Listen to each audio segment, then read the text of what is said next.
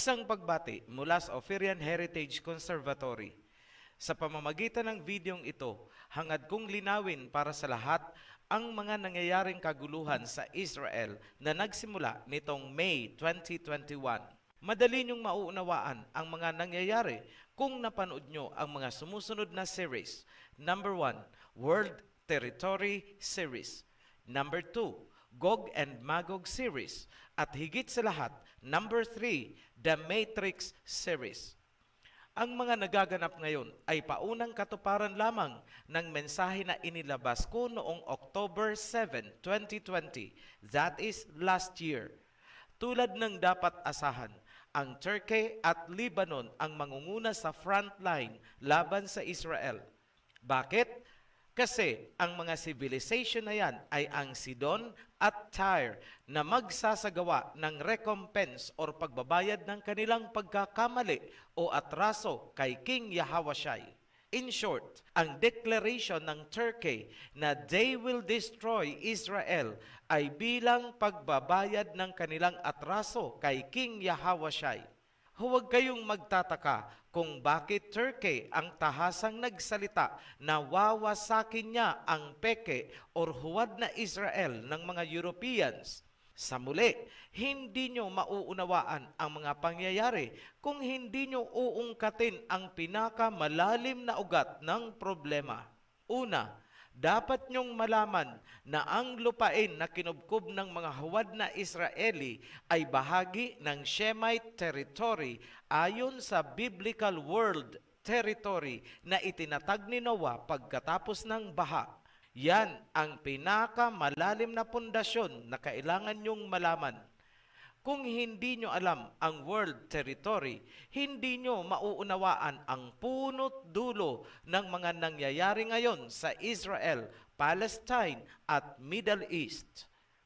Pangalawa, hindi mangyayari itong mga kaguluhan sa Judea kung hindi bumoto ang Pilipinas pabor sa ginawa ng mga Europeans na magtatag ng huwad na Israel na pinangunahan ng mga Rothschild at ng Great Britain. Sinimulan nila yan sa tinatawag na Balfour Declaration. Panoorin nyo ang series na sinasabi ko dahil niliwanag ko doon kung ano yang Balfour Declaration. Dapat malaman ng lahat na tinutulan ni Carlos P. Romulo ang paghati sa Palestine na magbibigay ng lupain sa mga European na naghuhudyo-hudyuhan upang angkinin ang lupain ni Jacob at itatag ang State of Israel noong 1948. Ngunit ang pagtutol ni Carlos P. Romulo ay nawala ng saysay dahil binaligtad ito ni President Manuel Rojas alinsunod sa nais ng Amerika. Isang malaking kahihiyan ang ipagmalaki ng sino mang Pilipino na tayo ang nag-break ng tie sa isinagawang butuhan sa United Nations upang maipanalo ang pagtatayo ng bansang huwad para sa mga European Israeli na naghuhudyo-hudyuhan. Yes, ang mga nakikita nyong tisoy-tisoy sa Israel ngayon ay mga Europeans. Hindi sila ang lahi ni Judah. Hindi sila lahi ni Jacob Israel. Ang mga tunay na Hudyo ay dark brown skin na tinatawag na mga negro. Sila ay nagtago sa Afrika noong naganap ang Siege of Jerusalem noong 70 AD. Later in history, naganap ang transatlantic slave trade at sila ay hinakot, isinakay sa mga barko at ibinenta sa pagkaalipin.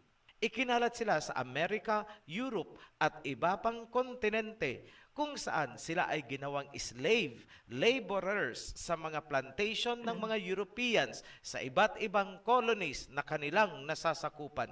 Yung mga napunta sa Amerika ang ginawang mga alipin na nagtayo ng pinakapundasyon ng New York City, the city of slavery. Yan ay bahagi ng katuparan ng Deuteronomy chapter 28 verse 68. And Yahweh will send you back in ships to Egypt on a journey I said you should never make again. There you will be sold as slaves to your enemies, as male and female slaves, but no one will redeem you. Habang nasa slavery ang lahi ni Judah, ang naiwang lupain ay kinamkam ng mga naghuhudyo-hudyuhang Europeans at tinayuan nila ng State of Israel as we know it today. Naipanalo nila sa United Nations ang pagkamkam dahil sa isang boto, ang boto ng Pilipinas. In short, malaki ang kasalanan ng ating bansa sapagkat tayo ang dahilan kung kaya tuluyang naagaw ng mga Europeans ang lupain ni Jacob. Yan ang pinakaugat ng kasalukuyang kaguluhan, Israel versus Palestine.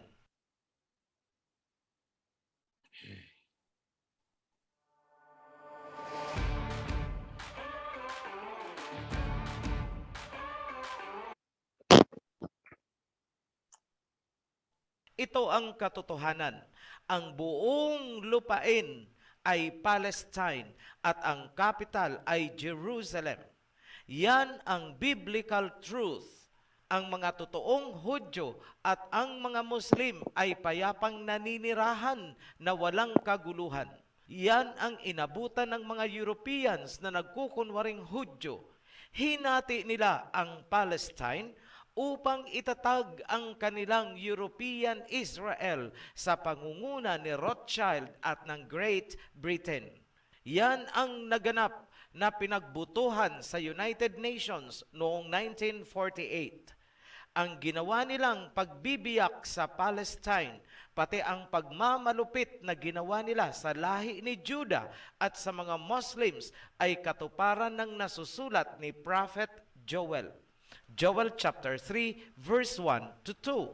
In those days and at that time, when I restore the fortunes of Judah and Jerusalem, I will gather all nations and bring them down to the valley of Jehoshaphat. There I will put them on trial for what they did to my inheritance, my people Israel, because they scattered my people among the nations and divided up my land. Wala pong ibang pangyayari sa world history na tumutugma sa nasusulat ni Prophet Joel, kundi ang pagbiyak sa Palestine noong 1948. Nasusulat din ni Prophet Joel ang pamamaraan kung paanong muling babawiin ang lupain ng Palestine na kinubkob ng mga Europeans. Joel chapter 3 verse 4. Now, what have you against me, Tyre and Sidon, and all you regions of Philistia? Are you repaying me for something I have done? If you are paying me back, I will swiftly and speedily return on your own heads what you have done. Ang tinutukoy na Tyre at Sidon ay mga civilization na bumubuo ng kasalukuyang Turkey, Lebanon, Syria at karatig bansa. Sila ang magiging frontliners sa gagawing pagbawi sa lupain ni Jacob bilang kabayaran ng kanilang pagkakasala kay King Yahawashai. At ngayon, nangyayari na. Kasunod ng mga initial move ng Turkey, gagamitin ni King Yahawashai ang mga bansa sa silangan at gitnang silangan upang bawiin ang lupain na inagaw ng mga naghuhudyo-hudyuhang Europeans. Nananawagan na ang Turkey na magkaisa ang Muslim nations upang durugin ang mga Hudyo-Hudyuhan na umukupa sa lupain ni Jacob at upang maibalik ang lupain sa Palestine. Lahat yan ay ayon sa salita ni King Yahawashai na isinulat ni Prophet Joel. Joel chapter 3 verse 9 to 12. Proclaim this among the nations. Prepare for war. Rouse the warriors. Let all the fighting men draw near and attack. Verse 12. Let the nations be roused. Let them advance into the valley of Jehoshaphat. For there I will sit to judge all the nations on every side. Sinabi ni King Yahawashai, Gisingin ang mga bansa, ipunin ang mga kawal at sumugod. Natutupad na ang salita ni King Yahawashai. Nanawagan na ang Turkey na magkaisa ang mga bansang Muslim. Nagigising na ang iba't ibang bansa sa iba't ibang panig ng mundo. Kahit ang mga ordinaryong mamamayan ay nagsasagawa ng pro-Palestine rallies. At last, lumutang na ang katotohanan. Ang mga nakikita nyo ngayong kaguluhan ay birthing pains o mga paunang katuparan lamang ng mga nasusulat. Yan ang panahon na nagbibigay ng pagkakataon upang makalikas ang mga dapat lumikas palabas ng Judea. Pagkatapos nitong mga paunang kaguluhan, wala na silang pagkakataon upang magsilikas palabas ng Israel. Sa proseso ng pagbawi sa lupain, ang Jerusalem ay mawawasak, mapupulbos dahil pagtutulong-tulungan yan ng mga Shemite nations. Matthew chapter 24 verse 2. Do you see all these things? He asked. Truly I tell you, not one stone here will be left on another. Everyone will be thrown down.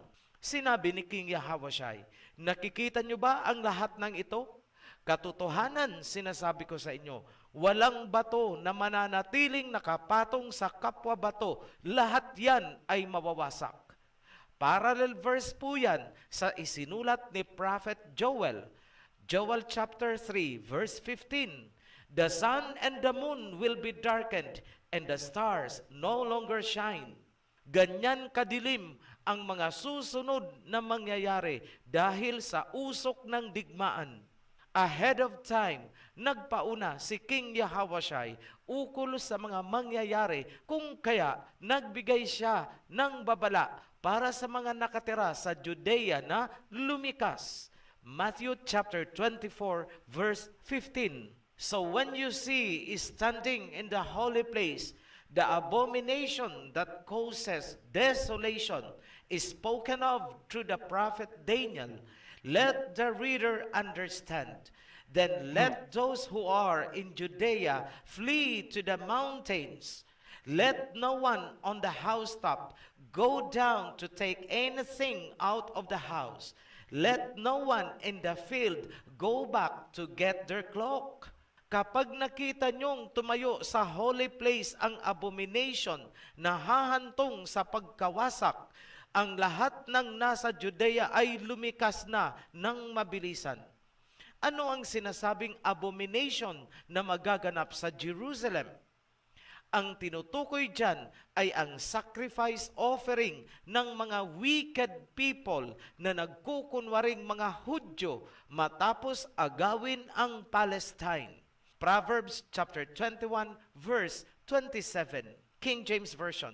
The sacrifice of the wicked is abomination. How much more when he bringeth it with a wicked mind? Ang handog ng mga wicked na tao ay abomination o kasuklam-suklam. Magtatanong kayo, ano ang handog na inihahanda ng mga wicked? Mapapanood nyo sa maraming YouTube videos ang ginagawang paghahanda ng mga European Israel na naghuhudyo-hudyuhan. Itatayo nila ang third temple at mag-aalay sila ng red heifer. Lahat yan ay pakitang tao lamang na sila ang mga Hudyo. Pero sa kabila ng mga pagkukunwari na yan, ay ang karumal-dumal na katotohanang sinasalaula nila ang lupain ni Jacob. Sinasalaula nila ang Holy Land. Bigyan ko kayo ng ilang halimbawa. Number 1, biniyak nila ang Palestine at pinagmamalupitan ang mga Palestinians. Hindi lingid sa kaalaman ng lahat na patuloy ang expansion ng Israel at inaagaw nila ang mga lupain na tinitirhan ng mga Palestinians. Number 2, Ginawa nilang Sodom and Gomorrah ang lupain ni Jacob, same-sex marriage and sexual immorality in broad daylight. Number 3, inaagaw nila ngayon ang Jerusalem sa tulong ng Amerika. At ngayon, this is number 4. Hindi nila iginalang ang banal na pagtitipon ng kapatiran nating mga Muslim sa Al-Aqsa Mosque sa pagtatapos ng Ramadan. Binulabog ng mga European Israeli ang pagsamba ng ating mga kapatirang Muslim. Nagkaroon ng mga raids at bayolenteng pag-aaresto. Yan ang totoong nag-ignite nitong kasalukuyang kaguluhan.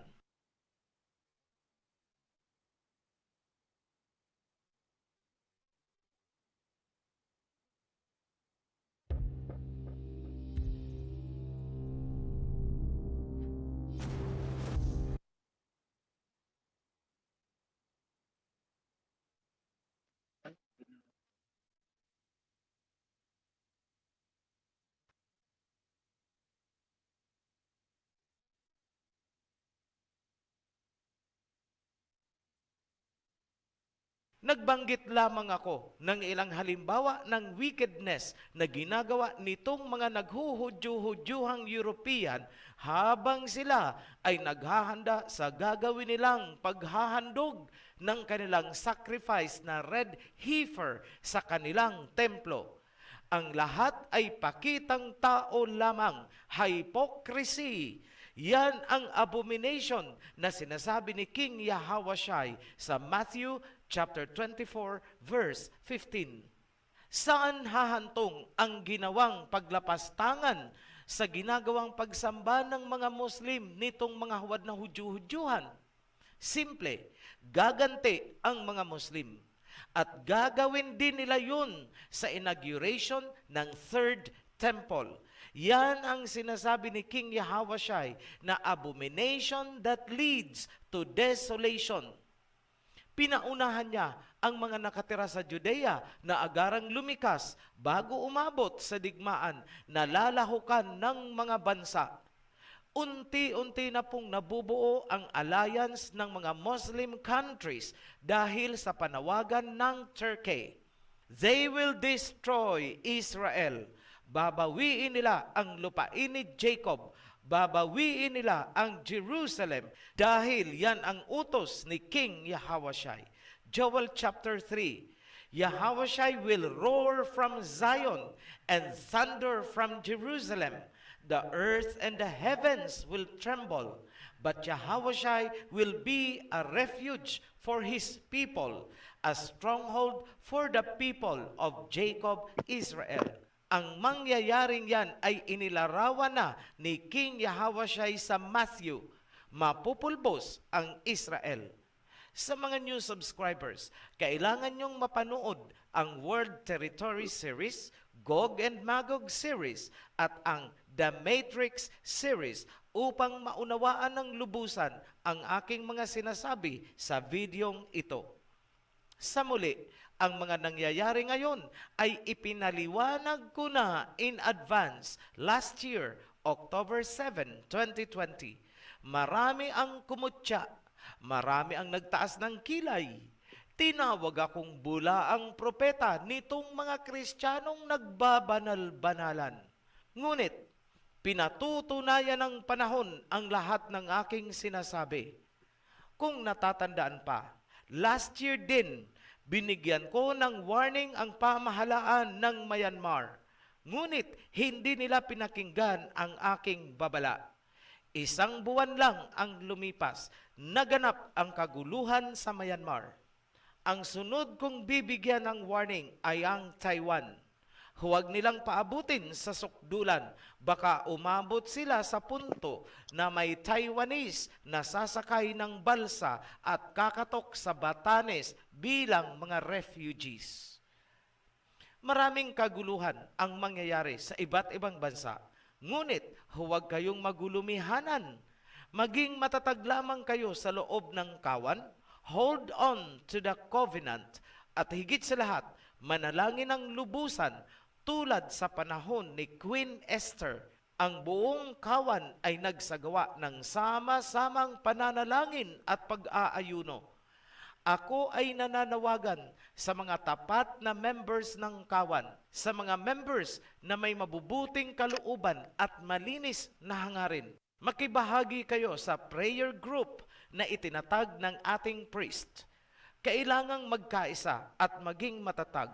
Yun ang paraan upang makamit natin ang pangako ni King Yahawashai na susulat, Revelation chapter 3 verse 7 to 10. To the angel of the assembly in Philadelphia, write, I know your deeds. See, I have placed before you an open door that no one can shut. I know that you have little strength, yet you have kept my word and have not denied my name. I will make those who are of the synagogue of Satan, who claim to be Jews, though they are not, but are liars. I will make them come and fall down at your feet and acknowledge that I have loved you. Since you have kept my command to endure patiently, I will also keep you from the hour of tribulation that is going to come on the whole world to test the inhabitants of the earth. Ganito ang salita ni King Yahawashai sa Revelation chapter 3 mula sa verse 7. Para sa anghel ng kawan ng Philadelphia, iparating mo ang aking salita.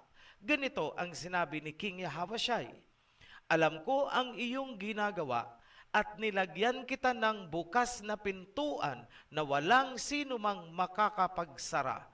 Alam kong mahina ka, kulang sa lakas. Ngunit pinanghahawakan mo ang aking salita at hindi mo itinatanggi ang aking pangalan.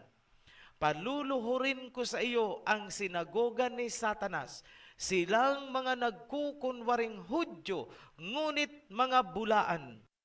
Dahil sinunod mo ang aking mga utos ng may pagtitiis, iingatan kita sa oras ng matinding kapighatian na magaganap upang litisin ang mga naninirahan sa mundo.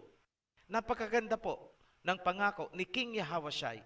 Rest assured, mga kapatid, tutuparin ni King Yahawashai ang kanyang pangako, maging tapat lamang tayo sa kanya.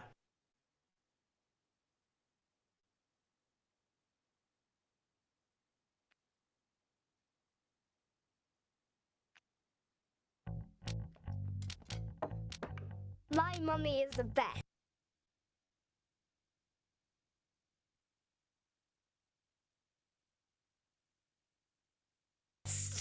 She always knows.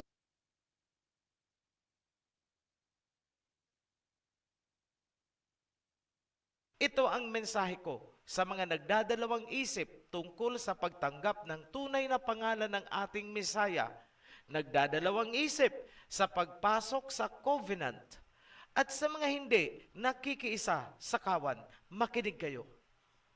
Kahit tumatawag kayo sa pangalan ni King Yahawashai, lahat ng pagsisikap ninyo, lahat ng effort ninyo ay masasayang kung hindi nyo susundin ang kagustuhan ng Ama.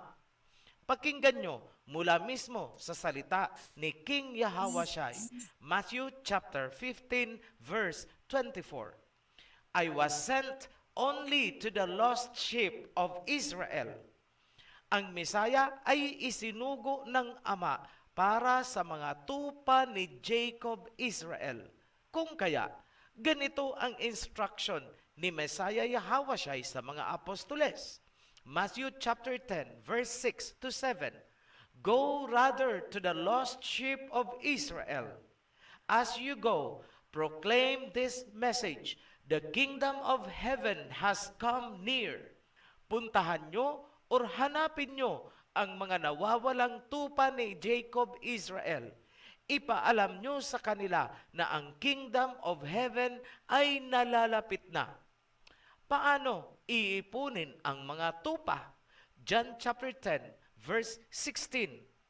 I have other sheep that are not of this sheep pen, I must bring them also.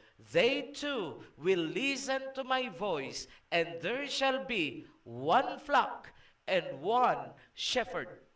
Sinabi ni King Yahawashai na marami siyang tupa na wala pa sa kawan at kailangang maisama upang mabuo at mapag-isa ang kawan.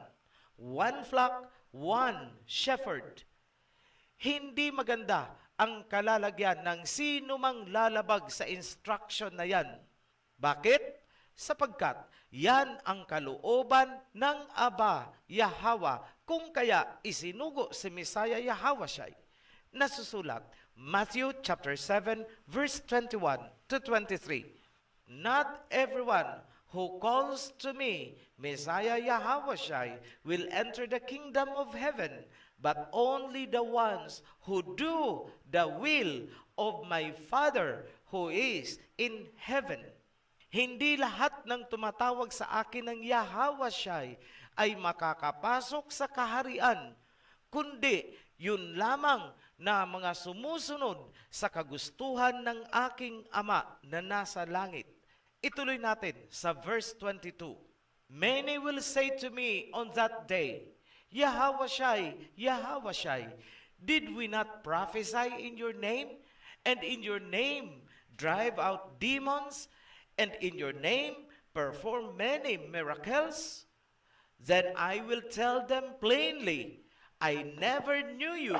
Away from me, you evil doers. Sa panahong yun, marami ang magsasabi sa akin na sila ay nagpahayag din sa aking pangalan at nagpalayas din ng demonyo sa aking pangalan at nagpamalas din ng mga milagro sa aking pangalan. Ngunit diretso kong sasabihin sa kanila, hindi ko kayo kilala. Lumayo kayo sa akin.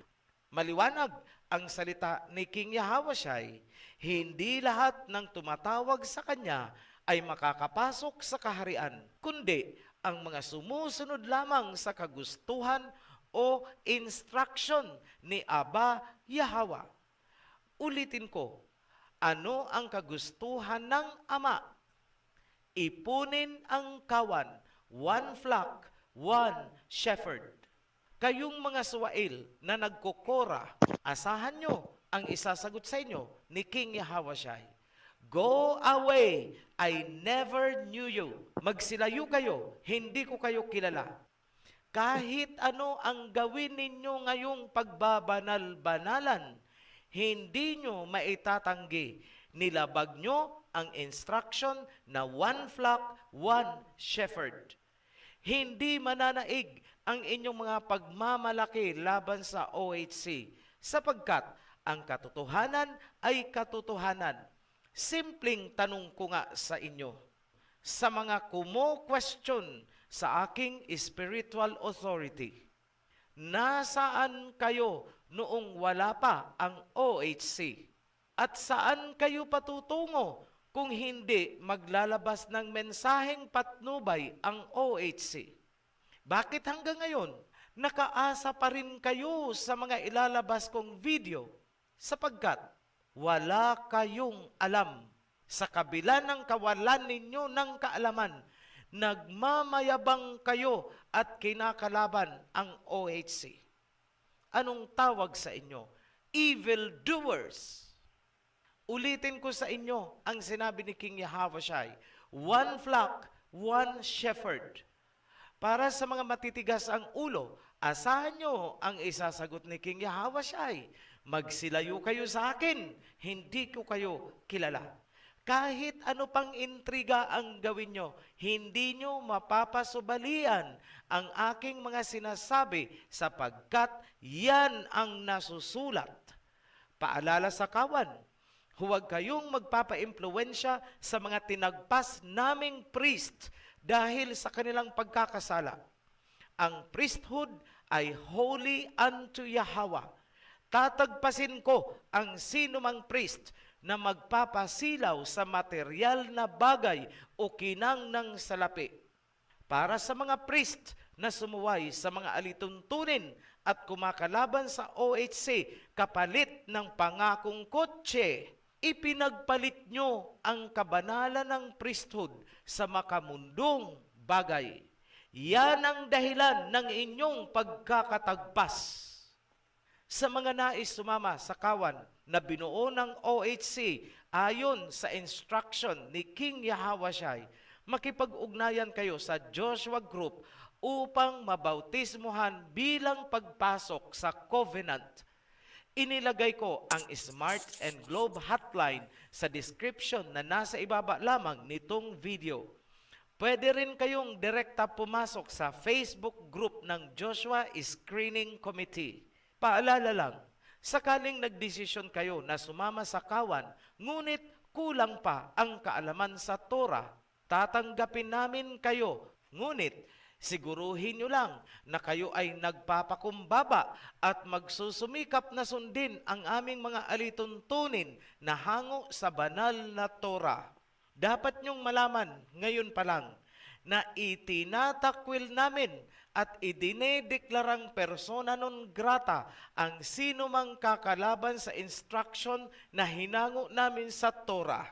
Linawin ko din na hindi namin inaasahan na magiging perfect ang inyong mga pagsunod sapagkat wala naman talagang makakagawa ng perfect performance. Ang mahalaga, hindi nyo kinakalaban ang mga kautusan, mga alituntunin, at kayo ay nagsusumikap na sundin sa abot ng inyong makakaya. Kung wala sa puso nyo ang pagpapakumbaba at pagpapasakop, huwag na kayong mag-atubili na pumasok sa kawan dahil iluluwa din lang kayo ng sistema. Muli kaming nagpapasalamat sa mga patuloy na sumusuporta.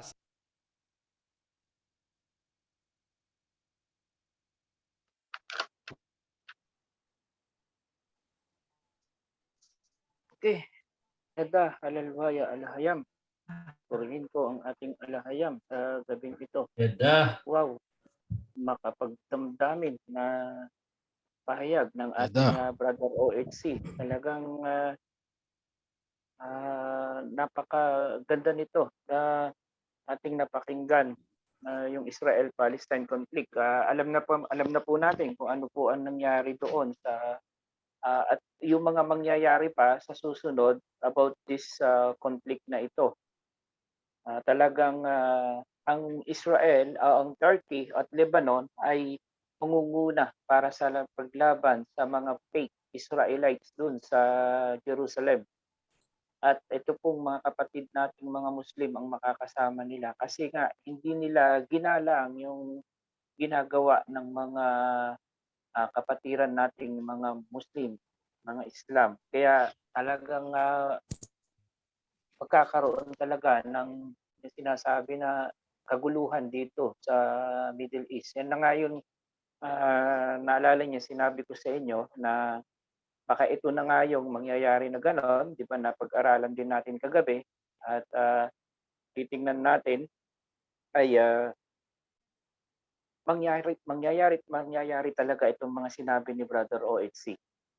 Gaya ng mga pauna niyang sinabi about dun sa Myanmar, hindi sila pinakinggan o nangyari. Kagulo. Pangalawa, itong ano pa yung sumunod na sinabi niya na hindi rin nakinig. Ano mangyari? Tapos ito na naman yung Taiwan. Pag nagkataon, kakatok na sa ating ating bansa, ating upir ang Taiwan. Pag hindi na naman nila sinunod yan. So, marami pong pagkakataon na itong si Brother OHC ay masasabi natin actually imagine na research niya o naalaman niya ang lahat ng mga bagay na ito na hindi nalalaman ng mga pastors, mga Babylonian religions. Kaya nga sabi niya, ito pong mga pangyayari nito mga kapatid, alam naman po natin ito pang history na ginawa sa mga tunay na Israel, Jacob Israel ay pinalayas ng mga European Israel. Take note magkaiba yung European Israel kaysa sa mga tunay na Jacob Israel. Ha? Kasi po, ano po ito yung kung titingnan natin, ibang lahi na nga itong nasa Jerusalem ngayon. Magkakagulo talaga at nangyayari ayon sa Prophet Joel. Diba? Nangyari nga yung sinabi ni Joel na they divided my land. Turuin mo yan. Itong magsama-sama itong buong lupain ng Palestine. Hinati pala talaga nila. Wala sana kaguluhan sa lugar na yun kung hindi hinati. At isa pang matindi nito, ang pinakamatinding naging usapin dito, yung isang Pilipino na bumoto, breaking the tie, kumbaga, para maitatag yung European Israel, yung mga Rojas. Mga Rojas. Roja. Si Carlos P. Romulo ang ayaw niya sana. Pero nung pumasok si Manuel Rojas na naging presidente nung panahong yon, siya ang bumoto para maging mapasa kanila itong mga European Israel para mapunta sa kanila. So, nakakahiya nga daw, sabi na ating Brother O.H.C. na imagine mga Pilipino, hindi ko sinawag na Operians kasi hindi naman sila Operians. Ang naging dahilan pa para maitatag tong European Israel na ito. So kung titingnan po natin, sayang nga Broda Sanifer, sayang breaking the tie, sabi niya. Pero ang kagandahan nito mga kapatid, ang ating Messiah, King Yahushua, ay magkakaroon ng sabi niya, we will gather my people. I will gather my people, sabi niya, di po ba? Kaya na magsama-sama itong Libya, Turkey, mga Muslim, mga Palestine, para lusubin po yung European Israel. Yun na yung sinasabi ko sa inyo, baka mayroong mangyayari 2022.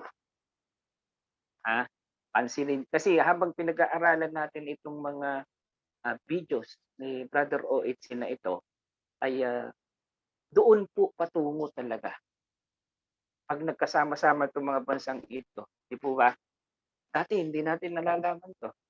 Pero ngayon, ito, yung sinasabing abomination na gagawin ng European Israel, napakatindi nito kung titingnan natin. Ano ba yung mga asuklap-tuk lang na ginagawa ng mga European Israel?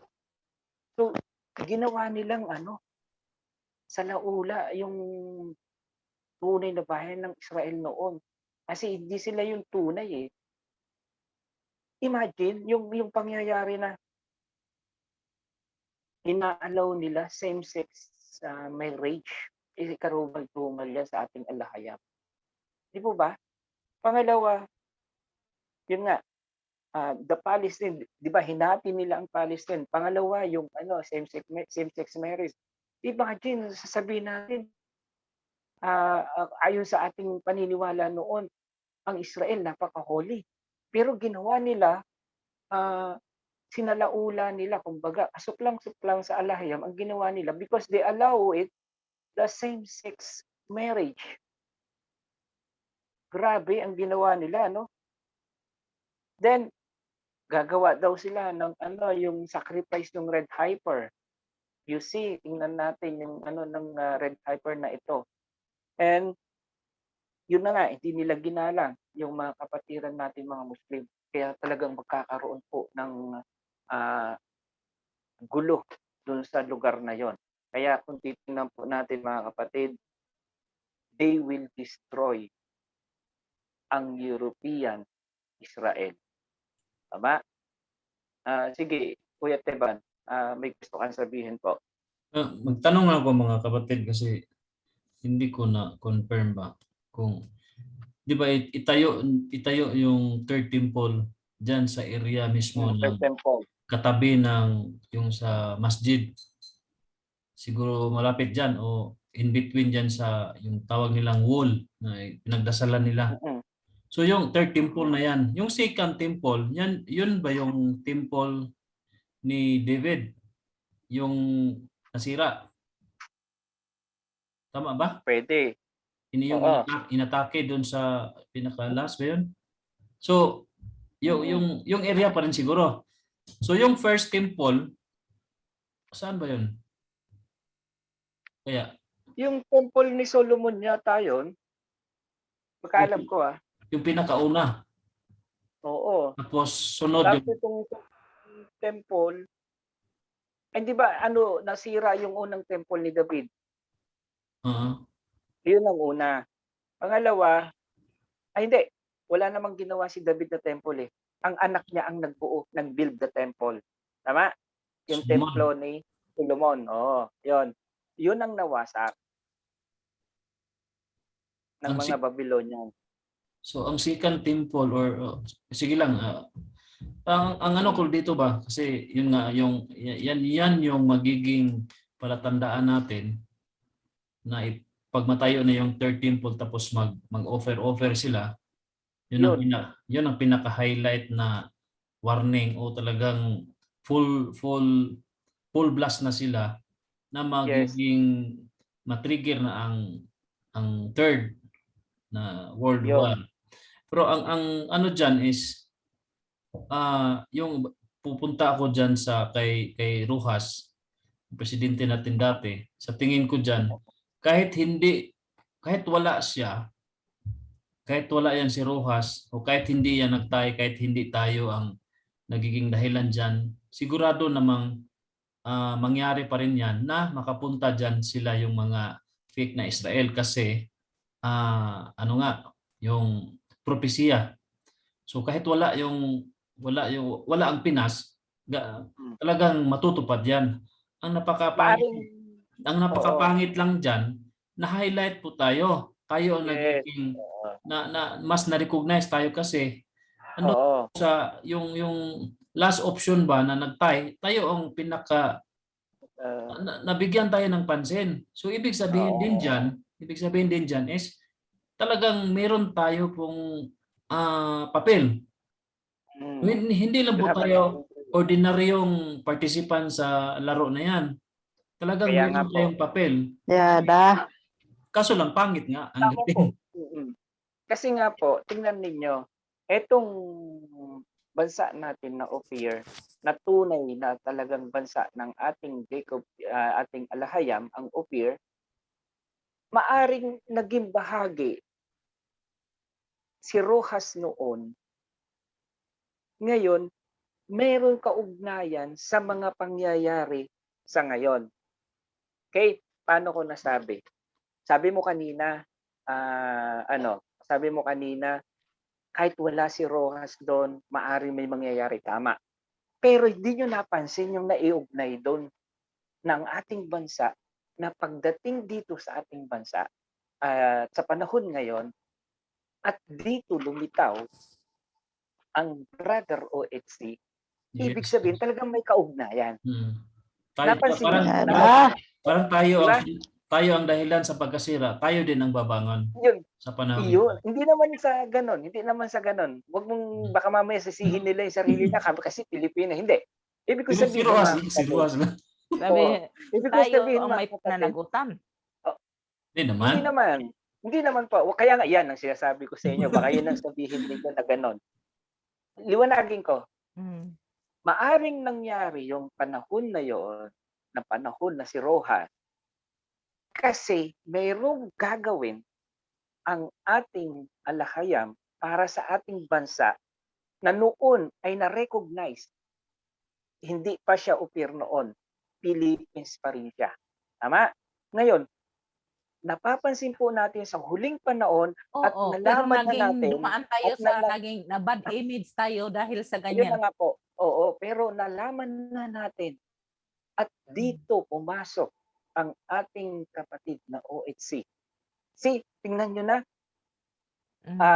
hindi natin alam kung hindi pumasok ang Brother OHC. Right? Kaya Mm. napapanahon na malaman natin ito kasi may kaugnayan pala tayo dun sa panahon yon. Pero inyo yan, ang Mm. tagal nating hindi nalaman. Pero ngayon nalaman na natin through Brother OFC. Di po ba? At saka kung titingnan natin mga kapatid, wag po nating sasabihin na tayo yung may pananugutan. No. It's it's Di, kasi part of the nasa history. ano na yan, nasulat na yan, Brad. Kaya nga po, Sa Psalm part of the 44, ang history. whole chapter, di ba? 'Yon ang yan ang history about sa yung Jerusalem. Psalm 44. Kaya nga The po, whole chapter. na po yan. Kaya nga po sabi ko, it is the part of history.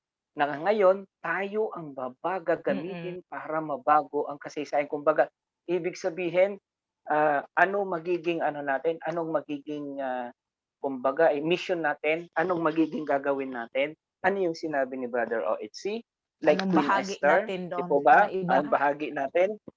Sabi ng ating Brother OHC kanina, maliwanag yung sabi niya, kayong mga nasa OHC, hold on, sabi niya, umawak kayo, huwag kayong bibitaw, hold on to covenant, just pray, yan ang gagawin natin. Da. Like Queen Esther, nung Queen Gada. Esther, nung sila nanalangin, di ba hindi nila pinapatay yung mga nasasakupan ni Queen Esther? Kaya nga sabi niya, kung gagawin natin ang inutos o yung sinabi ng ating alahayam, King Yahweh promise us. Di ba? Yun yung mga pangako niya ay kanyang tutuparin. Ano yung mga pangako ng ating King Yahweh? Halalwaya Magiging po yan, magiging babalik sa dati. Kung ano yung original. Maibalik ang Oo, yung maibalik tunay ang na totoong original Hebrew sa lupa ng Hebrew Jerusalem. Israelite. O Yes. sa Israel. At tayo po, kaya nga sabi ng ating Messiah, I have other sheep. Sino kaya yon? Maaring talagang tayo yon. Talaga yung tunay na tupa ng ating alahayam. Patin ko, Na bro. ano yun? Sige bro. Napansin ko rin mga kapatid ba, yung pagka after na sa ginawa ni Manuel Rojas. So hanggang ngayon, isang tao lang, kahit hindi siya presidente, no? Pero ang lahat ng mga Pilipino ang nag-suffer, ang nakatanggap ng consequences sa ginawa niya. Yes. So alam din natin yung mga nangyayari. So ngayon, binigyan tayo ng pagkakataon na makabangon sa pamumuno ni Kuya Uitse. So kung ibig sabihin dyan, kung hindi tayo tutulong, so ang history ma-repeat sa atin. Hindi lang sa ating panahon, kundi sa mga coming generation pa.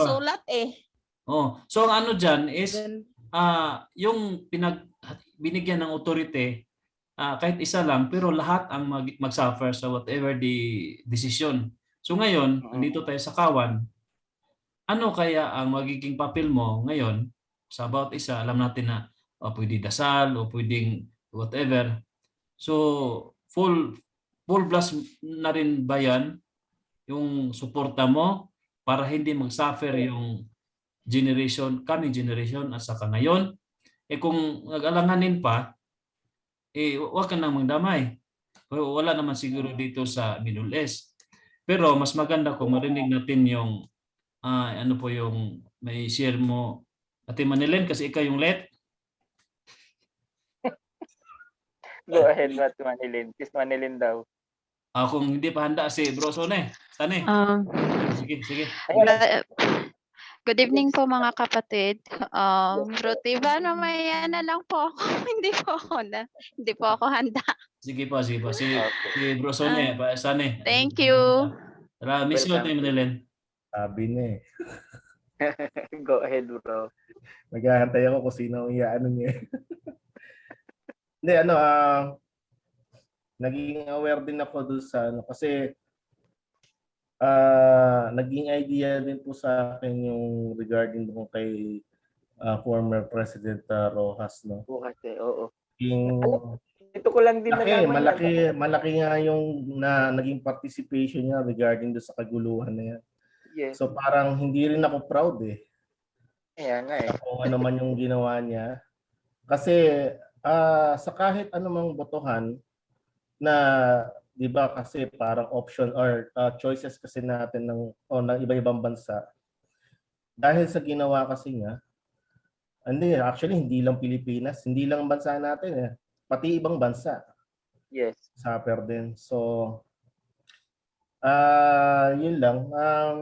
Hindi ko po rin masyadong pero hindi po ako proud. Yun lang ang masasabi ko. Dahil Talaga. na medyo may alam akong background regarding kay Carlos P. Romulo ba yun? Yung maliit lang siya at the same time parang siya Yes. yung David sa atin na tapos minaltrato rin siya ng ibang lahi sa UN kung paano siya parang dinadarag siya. Sa kanya believe ako, pero doon sa former president sa Rojas, hindi po ako naging proud. Okay. So, yun lang po. Salamat, Bro Teban. Ha? Salamat. Eh, Sis Alin, Ako. nagtaas ng kamay si Sis Alin. Salamat, Brother Sunny Per. Thank you. Magandang gabi po. Magandang gabi, Sis. Gusto ko lang din na naman mag-share about that matter. Kasi sa Okay. totoo lang po, yung nangyari sa atin na yan is lately 5 months ago almost mangyari dito sa Jordan. Kaya sa akin dahil sa video ni OFC naiintindihan ko konti ang laro ng mga politics. So ganito kasi yan, yung Israel noon 'di ba i-proclaim lately ng President Trump na ang Jerusalem ay naging capital city. Alam niyo po ba na ang pinakamalapit na lugar itong Jordan hindi siya pumayag, hindi siya pumirma doon sa ganyang decision nila until now. Ngayon, 'di ba politics nga ang ginawa, 'di ba ang dito hari. Ang ginawa ngayon, yung kapatid ng hari nilaro ang utak ng mga puti para lalaban sa kapatid niya at susuportahan ng mga puti upang sa ganon ay pipirma siya na ipinagkakaloob na rin ang mga Palestine. Kasi marami dito, ang mga Palestinian dito sila nagtakbuhan. So nagkaroon po yan ng medyo matinding riot dito sa Jordan 5 months ago. Sa atin na nakakaalam na ng games na yan, nagugulat ka na lang dahil hindi lang sa Pilipinas, kundi buong mundo nangyayari talaga. Kaya pag hindi natin nalalaman, hindi tayo aware at maniniwala na lang tayo sa mga plataforma na dapat ikaw ang mamuno ngayon ng dahil talagang ikaw naman ang magiging hari dito sa lugar na to. Ganyan kasi ang games ng mga puti eh. Pag hindi nila makuha ang gusto nila sa isang namumuno, then gagawa sila ng isang malakas din at palalakasin nila upang lalaban at makuha nila ang gustuhin nila. So, maaring ganyan din po ang nangyari sa Pilipinas. So, now, dahil nagkakaroon na tayo ng kaalaman, nakikialam na rin na tayo sa politics at nag-i-explain. Minsan ano ko sa sarili ko na nag-i-explain na rin ako kahit sa amo ko, ini-explain ko na ganito ang laro niyan, be aware. Huwag kayong maniwala, basta ganyan-ganyan lang. Yun po yung naiintindihan ko po ng word geopolitics po. Share ko lang po yun. Salamat, Sis Alin. Talagang, alam niyo mga kapatid, it's time now talaga na kasi tayo nakakaalam. It's time now para isabihin natin sa kanila ang katotohanan. Di po ba? nalaman kasi na natin eh. Opo, di ba? Sige, go, Sunny. Brad Sunny. Opo, sumagi lang sa isip ko, baka ihahabol ko lang. Kasi di ba yung naging participation po ni former President Rojas. Rojas, hindi po kaya kinausap din siya para hingin ng Pwede. boto. Kasi Pwede.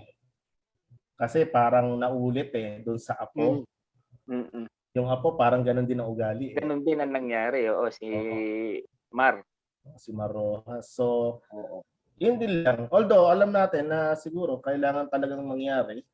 Pero marahil siguro kinausap din ng mga malalaking bansa, maaaring ganun. So, Yes.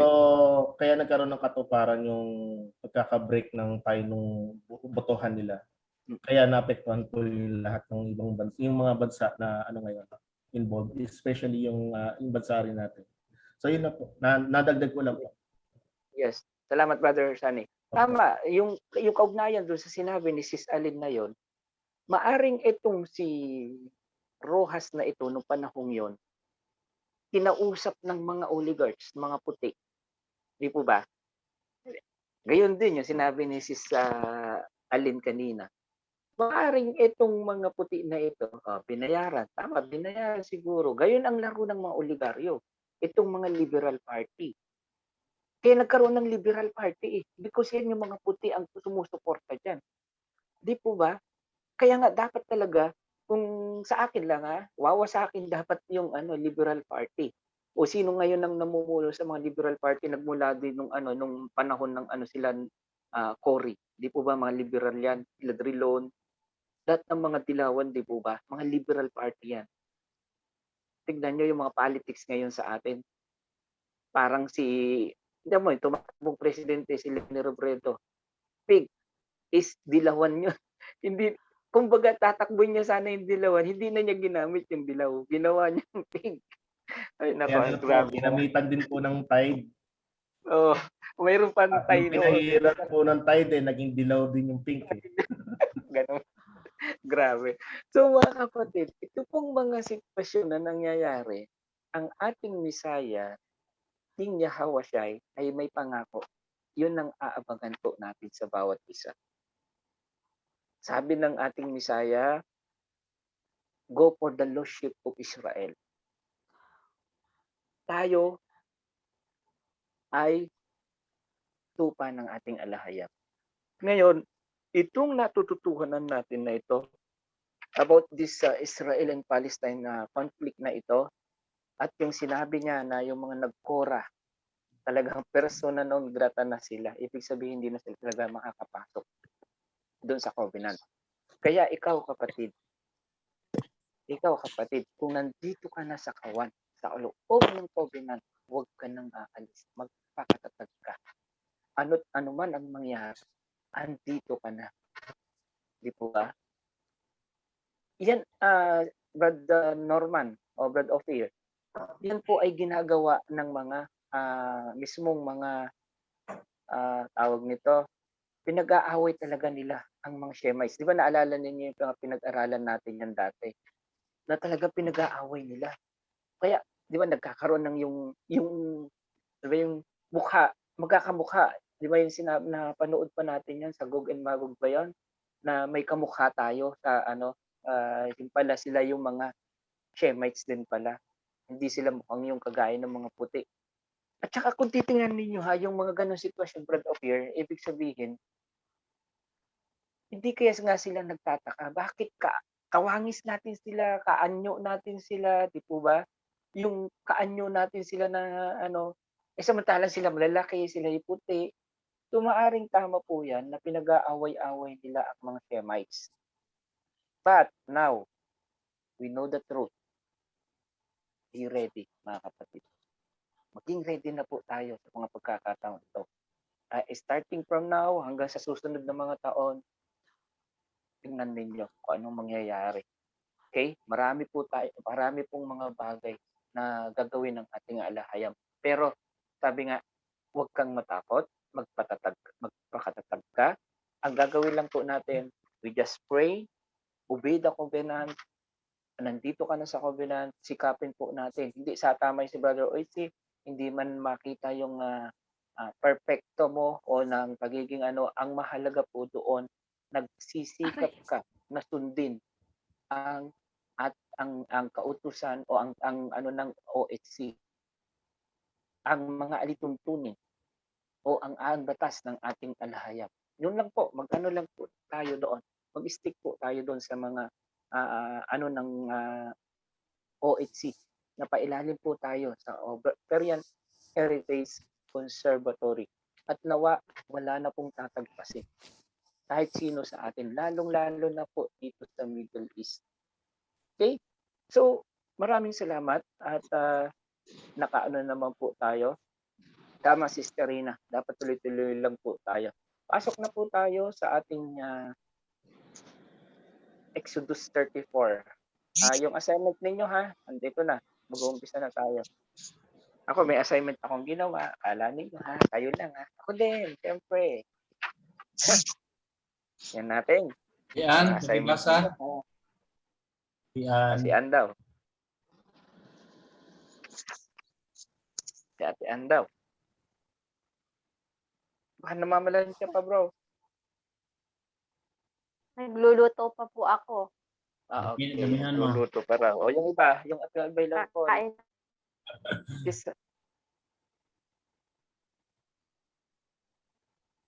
Putol-putol to si Sis Alin. Ba't tayo ba maano? Ako na lang, bro. O sige po, Sis Adel. Diretso po. Kasi putol-putol yung iba. Para mabilis. Thanks. Opo. Sabi ng alahayam kay Moses, humugis ka ng dalawang tapyas na ito na gaya ng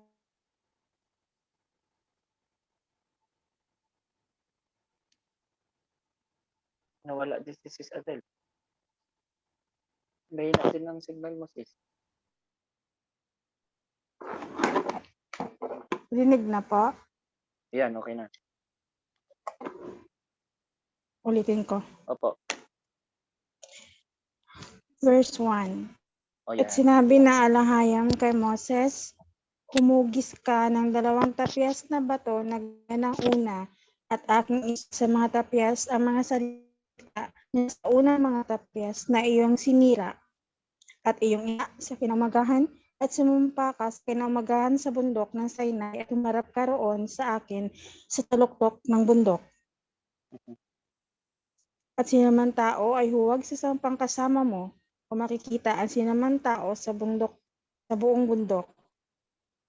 At kahit ang mga kawan at ang mga ban ay huwag manginain sa harap ng bundok na yaon. Humugis ng dalawang tapyas na to na gaya ng una at bumangon si Moses sa maaga sa kinaumagahan at sumampa sa bundok ng Sinai. Kaya nang inutos na alahayam sa kanya at kinuha siya sa kanyang kamay ang dalawang tapyas at ang alahayam ay bumaba sa ulap ay kanya at tumayong kasama niya roon at itinanyag ang pangalan ng alahayam at alahayam daan sa harap niya na itinanyag ang Yahwa na alahayam na puspos na kahabagan at mapagkaloob, banayad sa pagkagalit at sagana sa kaawaan at katotohanan.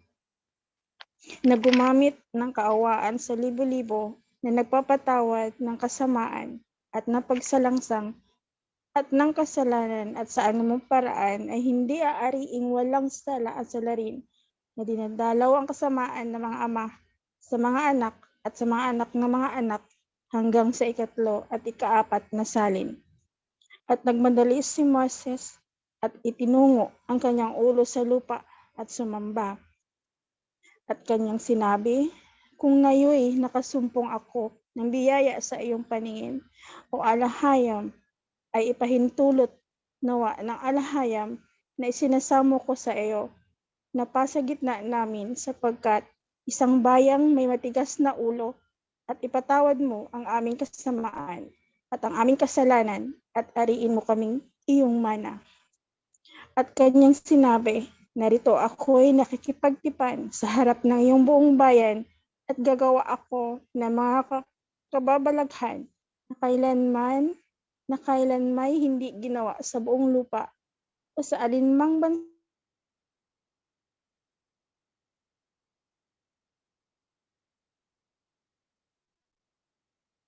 Nawala ko kasi sudden na signal niya.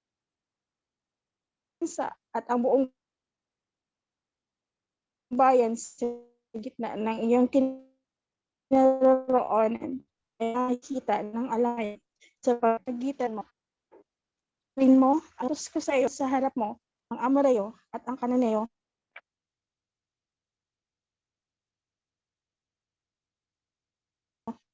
at ang Heteo at ang Pereseo at ang Jebuseo ipagtipan sa mga tumatahan sa silo sa gitna mo. Kundi inyong iwawasak ang kanilang mga dambana at inyong pagputol-putulin ang kanilang mga haligi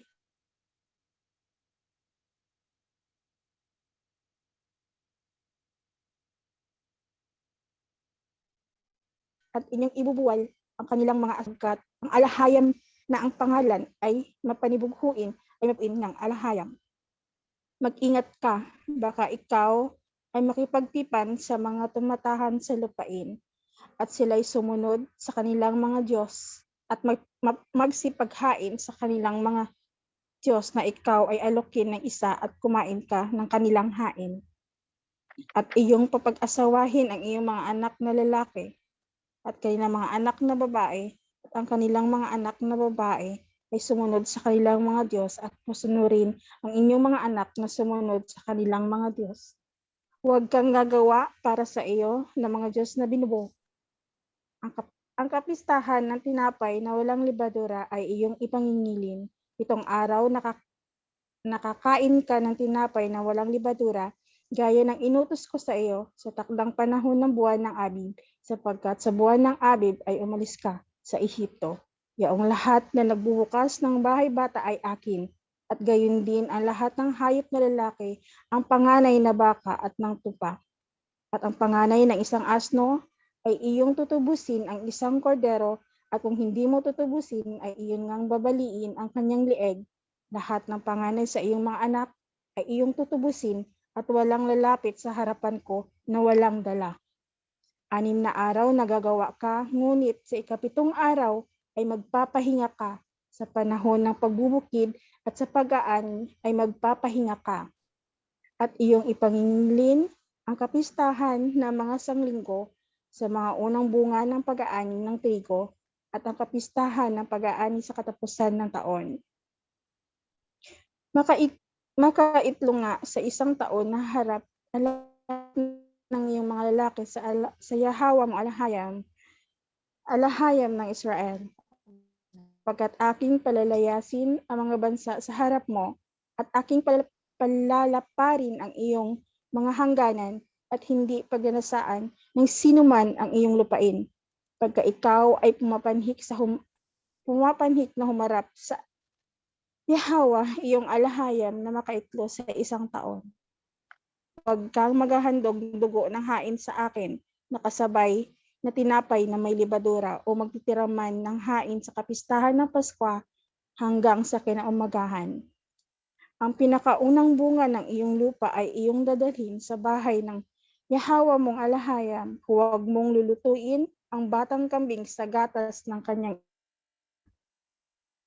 At sinabi ng alahayam kay Moses, isulat mo ang mga salitang ito, sapagkat ayon sa tunog ng mga salitang ito ay nakikipagtipan ako sa iyo at sa Israel. At siya ay natira doong kasama ng alahayam na 40 araw at 40 gabi. Hindi man lamang siya kumain ng tinapay o uminom man ng tubig, at isinulat ng alahayam sa mga tapyas ang mga salita ng tipan, ang 10 utos. At nangyari, nang bumaba si Moises sa bundok ng Sinai, nadala ng tapyas na bato na patutuo sa kamay niya. Noong bumaba sa bundok ay hindi nalalaman ni Moses na ang balat ng kanyang mukha ay nagliliwanag dahil sa pakikipag-usap niya sa alahayam. At nang makita ni Aaron at ng mga anak ni Israel si Moses, narito ang balat ng kanyang mukha ay nagliliwanag at sila'y natakot na lumapit sa kanya. At tinawag sila ni Moses at si Aaron at ang lahat ng puno sa Israel ay nagbalik sa kanya at si Moses ay nagsalita sa kanila. At pagkatapos, ang lahat ng mga anak ni Israel ay lumapit at kanyang ibinigay sa kanila sa pamamagitan ng utos na lahat na salita ng alahayam na sinalita sa kanila sa bundok ng Sinai. At pagkapagsalita sa kanila ni Moses ay naglagay siya ng isang lambong ng kanyang mukha. Tatapat, pagka si Moses ay pumapasok sa harap ng alahayam upang makipagsalitaan sa kanya, ay nag-aalis siya ng lambong hanggang siya ay makalabas at siya ay lumabas at kanyang sinalita sa mga anak ni Israel ang inuutos sa kanya.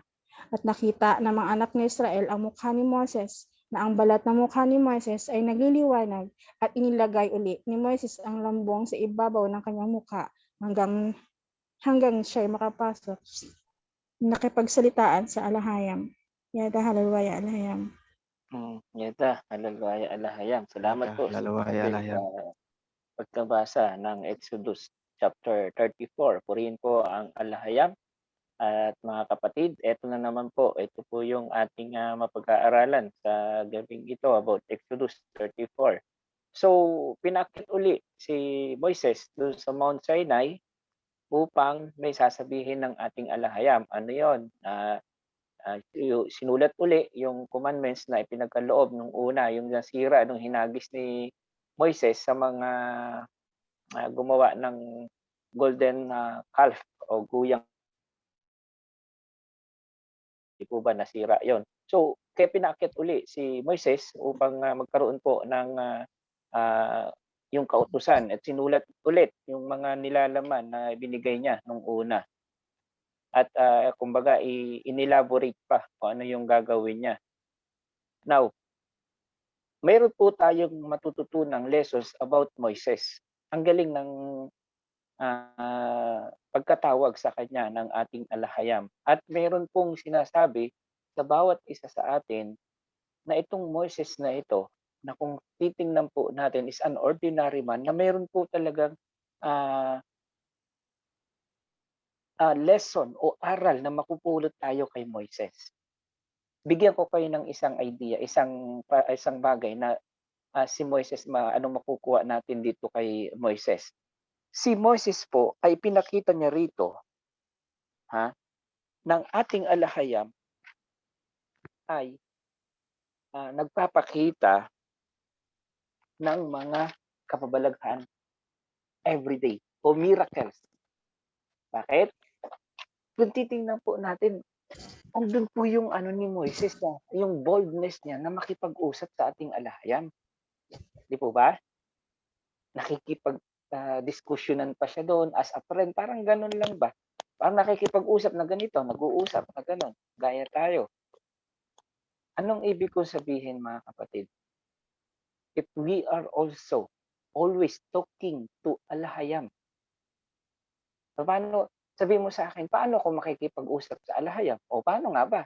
Ay di siyempre, sa panalangin. So, under na ganun din.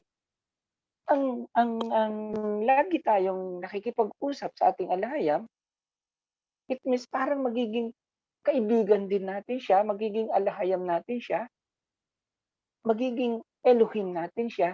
Siyempre, lagi kang nakikitungo sa kanya eh. So, sa ginawa ni Moises, isang aral na makukuha po natin ay yung makikita natin kung paano po kumilos ang alahayam.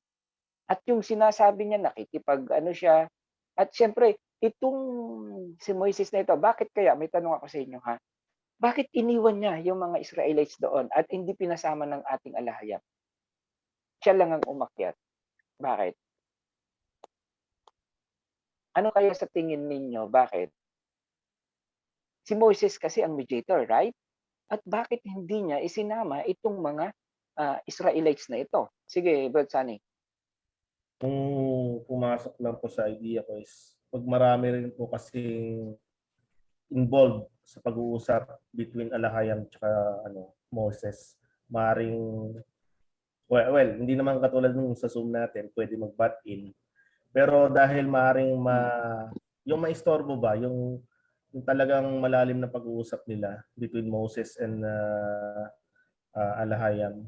So, gusto nila sacred lang talaga. Iisa lang ang gusto niya kausapin para si Moises na lang ang bahalang magmamahagi doon sa sinabi ng Alahayam.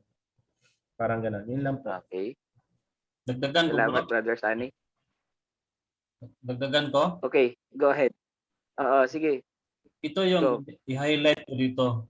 Sabi ng Alahayam, no? Gagawa ako ng mga kababalaghan na kakilakilabot na mga bagay ay aking gagawin sa pamamagitan mo. So, nadugtong to sa na-share natin kagabi na pag sino yung bibigyan ng authority ng Alahayam, yung sabi ko nga, the chosen one. Ang sabi dito ng Alahayam na gagawin niya ang kababalaghan na kakilakilabot sa pamamagitan mo. So hindi direktang gagawin ng Alahayam sa tao, kundi dadaan sa kanyang pinagkatiwala, which is si Moses. At saka hindi ordinaryo sinabi dito, kakilakilabot. So siguro dito na yon maganap na yung paghati sa tubig, tapos di ba? O tapos na ba yon? Hindi pa no? Tapos na, bro. O, tapos na. So Tapos na po. ano kaya ang mga kakilakilabot na mga kababalaghan after this one? Malalaman sila natin yan sa mga coming Actually, yes. Tama, bro. Sabi, hindi, ang ano ko, pinaka gusto kong malaman, bakit iniwan ni Moises at hindi pinasama ng Alahayam ang mga Israelites? Anong dahilan? Sabi ni brother si Silo, sinagot na daw ni bro yan, sabi niya. Parang pass the word, bro.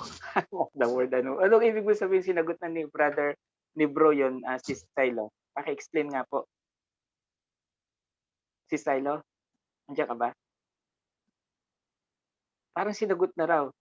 Kasi ang tanong ko ganito, nakalimutan na daw. Ang tanong ko ganito, di ba si Moises lang ang pinakyat sa Mount Sinai? Hindi niya pinasama itong mga Israelites nito. Bakit? Narinig na daw kay Brother OHC. Tingnan ninyo, may sagot na agad doon. Bakit kaya?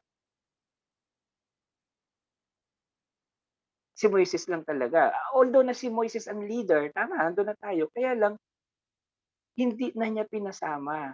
At saka natatandaan natin nung una, sumama man ang Israelites, pero hanggang doon lang sila sa mayroong tinakdang boundary. Pero ngayon, sa pagkakataon ngayon, si Moises lang ang sinama niya. Bakit? Yung sana, kuha natin bro sa mga previous pa mula Genesis, kung yun ang pagbasahin natin, talagang yun naman. Kasi yung being Moses, yung personality niya is walang-wala doon sa lahat ng mga tao sa andon. Yung being humble niya since from nagising siya nung umalis siya doon sa Egypt hanggang sa kasalukuyan is walang, kung titingnan yung pagkatao niya in general. Kaya nga siya pinili ng Alahayam na siya ang magiging magiging leader. So humble siya, and then yung characteristic ni Moises na kakaiba, hindi katulad dun sa iba. Kahit si Aaron. Yan ang napansin ko. Okay, salamat. Sabi nga ni Sister Rina, matigas po kasi ang ulo ng mga Israelites. Tama, si Moses po ang masunurin. Alam niyo mga kapatid, tama Sister Rina, kasi because of the sin and rebellion of the Israelites, maaring, di ba napansin niyo kagabi, lilipulin ko pa sila pag sinama mo. Di ba sabi? Dahil po sa sin o sa katigasan ng ulo ng mga Israelites, kaya ikaw na lang pumunta sa akin. Di nyo napapansin na nung pagbaba ni Moises, naggaano yung ningning yung kanyang mukha. Di po ba? Pansinin niyo yun, di po ba? So ibig sabihin, kaya si Moises lang kasi bilang mediator, itong mga taong ito na may sin or may rebellious spirit na ito, they cannot deal to Al-Hayam. Hindi sila pwedeng lumapit doon dahil ang ating Al-Hayam is napaka-holy. Says na si Moises, ang kanyang sinama doon kasi nga po siya yung ginagamit ng Al-Hayam para maibigay yung mga kautusan sa kanya. Yun ba yung sagot na Brother OHC, Sis Silo? Parehas book ba kami? Hindi ko alam yun. Okay. Ayan. Okay. Ngayon, mga kapatid, I want to see your assignment. Sino po ang pwedeng magsalita? Bigyan ko kayo ng pagkakataon. Tagto 2 minutes tayo. Sige. Assignment, please read. Kung ano yung nakita mo. Anong verse? Basta Exodus 34. Sino po? Kala niyo, nilimutan ko. Mayroon tayong 20 minutes. Sige, Brad Sunny. Mauna na po ako para Sige, una ka na. iksiyan ko na lang para makaano na naman yung ibang kapatid natin. Pwede po bang tatlo? Okay. Kasi Wala problema. yung related din po sa pamumuhay ko ngayon, no? Especially nung nakilala ko yung Al-Hayam at ang mga shared na video ni Brother OHC. Yung 8, 14 at saka 17 po. Yung 8 po kasi ang sinasaad. At nagmadali si Moises at tinungo ang kanyang ulo sa lupa at sumamba. Ito yung way kung paano tayo manalangin. So, naalala ko si President Duterte nung ano ba yun, nung naglanding yung aeroplano niya, yung inanon niya yung sabi ko, bakit gano'n? Parang Muslim din yata yung dating ng niya. Then I realized na sa kaka-research ko rin ng na parang isa sa way ng pagpapakumbaba. Yes. Yun yung way ng prayer natin na dapat sinasagawa rin po ng ibang mga kapatid. O lahat ng nagsasagawa rin po ng mga kapatid natin sa OPR. So yung, okay, sa 14 po, anihin ko na parang medyo mabilis. Sapagkat hindi ka sasamba sa ibang Elohim, sapagkat ang Al-Hayam na ang pangalan ay mapanibughuin niyang Elohim. Ito po yung sinasaad na ating Al-Hayam ay yung jealous Elohim. So, share ko lang na simula nung nakilala ko ang Al-Hayam, talagang yung nalaman ko from the series ng ano po ba yan sa OHC, yung The Seal of the Father, nung pinanood ko po yun, doon ko na nakita na talagang yun pala yung talagang dapat na pangalan na dapat nating kilalanin. Yes, so, salamat sa paggamit kay Brother OHC at naliwanagan po ako doon sa mga bagay na yun. At the same time, wala na akong iba. Wala nang dapat na katulad ng sa RC, ang dami mga kailangan na, di ba, yung mga rebulto, yung mga kung sino-sino mga saints at saka mga ano. So, yun, na-focus na po ako doon sa ano na yun. And lastly, yung pong 17, huwag kang gagawa para sa iyo ng mga Al-Hayam na binubo. O kung sabihin po natin ito yung parang ginagawang yung mga rebulto. Inuukit. Oo, yung mga inuukit. So, reminder lang naman po sa mga kapatid na ano man yung mga tinanim sa atin ng mga sinaunang katuruan at paniniwala. I-focus pa rin natin na hindi talaga natin makikita kung ano talaga itsura.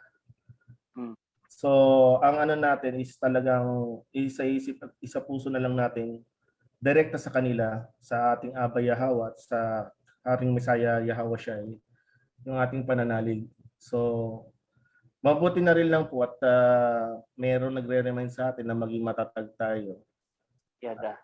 Patuloy pa rin po tayong manatili sa covenant. So, yun lang po. Salamat na lang po. Para yung ibang kapatid naman po makapag-share. Yes, salamat Brother Sunny. You have an assignment. Check. Next. Yung iba naman. Yung mga kababaihan naman, wala pa ako naririnig nagsasalita sa mga kababaihan. Ay, si ano lang kanina.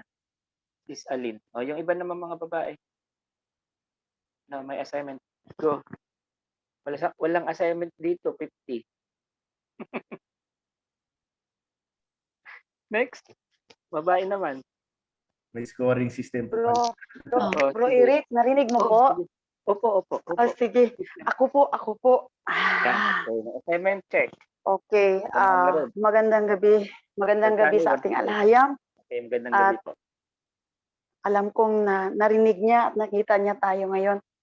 Yes, Sa akin naman, sa verse 6, Mhm. nangyari talaga sa buhay ko to at salamat sa Aba. Sinabi niya dito at si Alahayam ay nagdaan sa harapan ni Moses at sinabi niya, ang kausap niya dito si Moses, ipagpalagay ko na rin na nakausap ko din siya kasi nabasa ko yung pangyayari nila. Sabi ng Aba, akong si Yahweh ay mahabagin at mapagmahal. Hindi ako madaling magalit.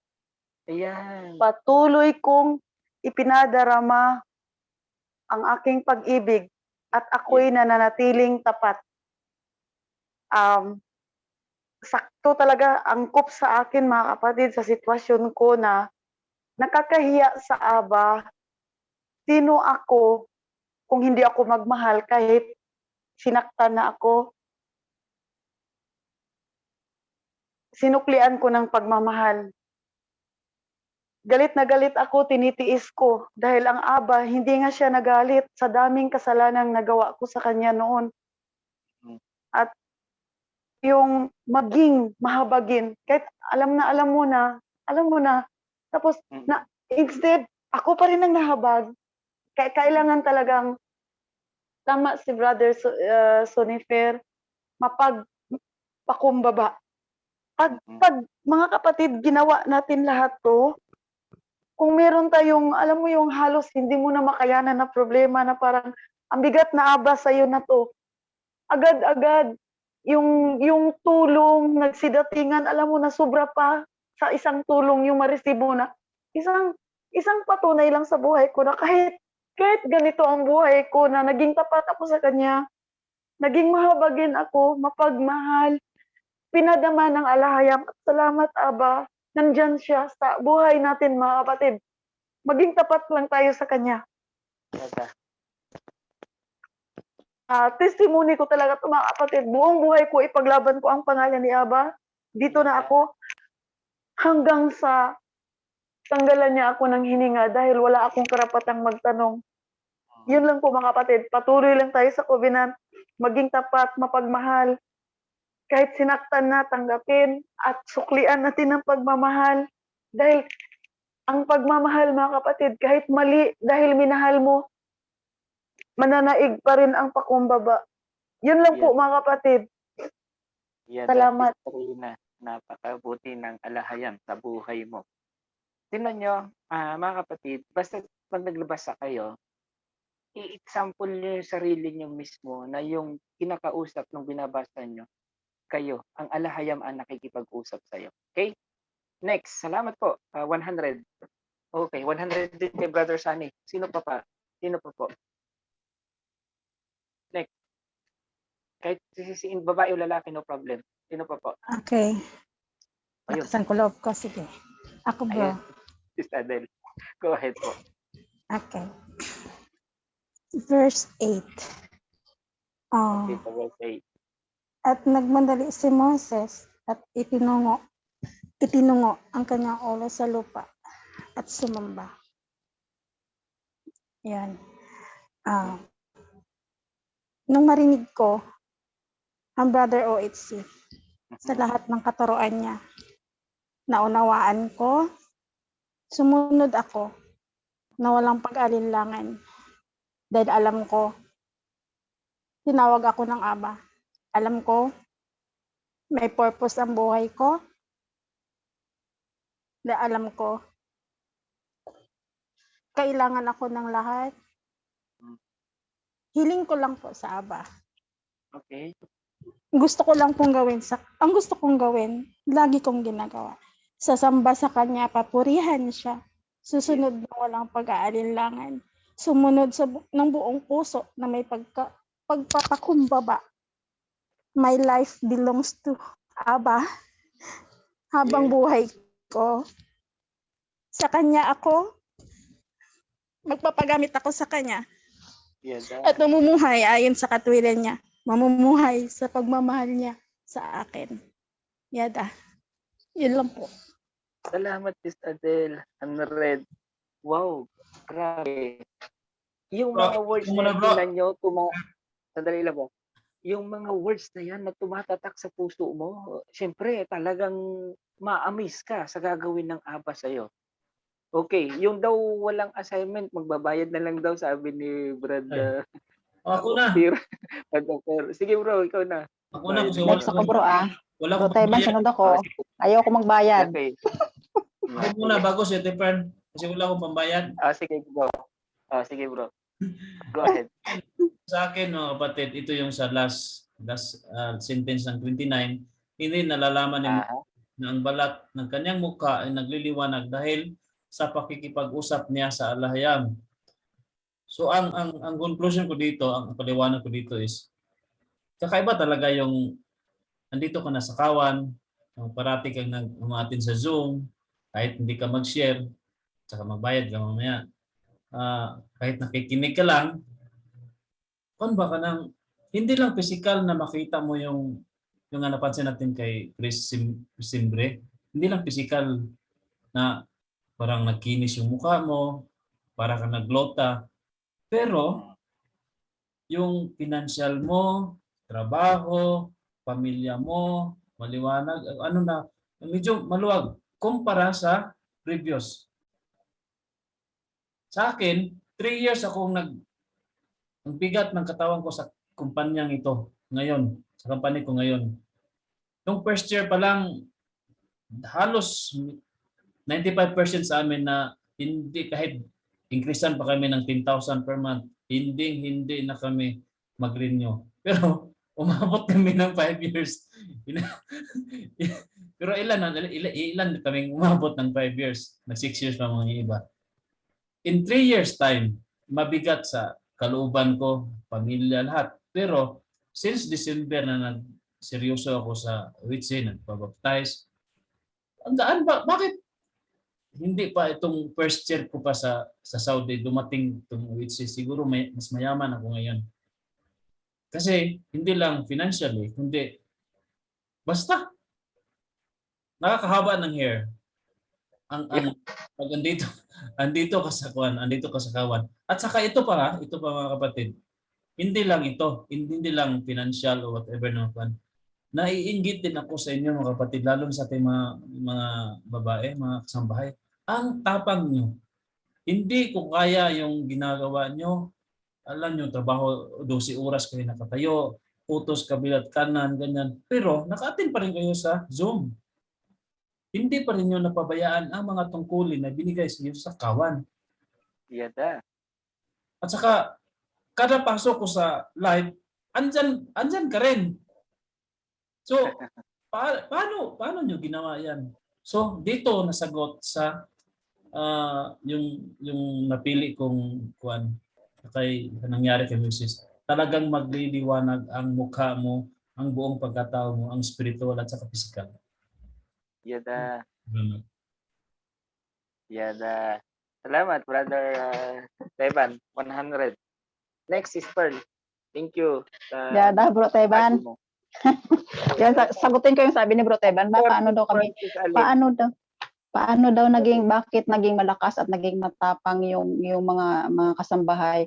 Kasi bro, yun lang po yung aming kumbaga, yun lang yung pinaka edge namin, yung talas mo ba? Yun lang yung pinapanghawakan namin kasi noon talaga kung hindi ka matapang kasi sa mga bagay-bagay, sa lahat ng bagay kailangan lakasan mo yung loob mo or hindi pwede kasing panghina-hinaan ka kasi pag once na panghina-hinaan ka, ang dami kasing nakabang sa paligid. Lalamunin ka ng negatibo, lalamunin ka ng demonyo na nag-aabang diyan. Pag once na mahina ang kalooban mo, mahina ang kaisipan mo, tatalon ka na lang sa building. Kaya ang bakit ng mga sino ngayon ang magtatagumpay kung hindi ka malakas, hindi mo tinatapangan yung loob mo, hindi mo nilalabanan yung sarili mo kasi minsan dumarating sa punto na yung sarili po natin ang nilalabanan natin kasi bakit yung mga negatibo sa paligid ang nakikita natin, kalaban yun. Yun ang magbibigay sa atin na mas madidrain tayo, mawawalan tayo ng lakas. Pero pag inisip mo na kailangan mo kasi wala kang ano dito sa bilang kasambahayan, no, wala po tayong kakampi dito kasi may isang tao kung sinabihan na ganyan na laging nagsasabi sa akin, although lalaki siya, lagi siyang nagsasabi sa akin, bakit ganito? Sabi niya, bakit ganito yung mga tao dito? Sabi niya ganun. Alam mo, lalaki siya, pero alam mo yung sinabi ko sa kanya, sabi ko, alam mo, sa pamamahay na to, wala kang ibang kakampi dito kundi sarili mo. Sabi ko, kaya huwag mong iwanan ang sarili mo mismo. Sabi ko, ipaglaban mo ang sarili mo kung alam mo na yun ay tama para sa sarili mo. Kung alam mong aping-api na yung sarili mo, ipaglaban mo yun. Sabi ko sa kanya, lalaki po siya. Kaya sabi niya, ang ganun pala yun. Sabi ko, huwag mong isipin na siya kakampi mo kasi bakit pwede kanyang traidorin. O ngayon, kakampi mo, akala mo kakampi mo, yung pala, tinaraidor ka. O ngayon, sino tatakbuhan mo? Wala. Kaya sabi ko, kailangan maging matapang at maging matibay ka. Yun po yung sa akin na yun yung naging pinanghawakan ko bakit ang lahat ng mga kasambahay na tumatayo sa laban ay naging matibay kasi po yun po yung kailangan nila yung pinakasandalan nila yung tapang at lakas ng loob kasi kung hindi po wala na iyak ka lang po dito at mawalan ka po ng trabaho, talagang lalayas ka, magtatakas ka sa so another problema po yung ginawa mo noon. Yes. So ito naman po yung aking sharing, no. Ayan, punta tayo dito sa aking naka-catch ng aking atensyon. Sa Exodus 34 verse 9. Ang sabi dito, at kaniyang sinabi, kung ngayoy nakasumpong ako ng biyaya sa iyong paningin, o alahayam, ay ipahintulot nawa ng alahayam. Isinasamo ko sa iyo na nasa gitna namin, isang bayang may matigas na ulo, at ipatawad mo ang aming kasamaan at ang aming kasalanan at ariin mo kaming iyong mana. So parang napakaganda ng sinabi ni Moses dito na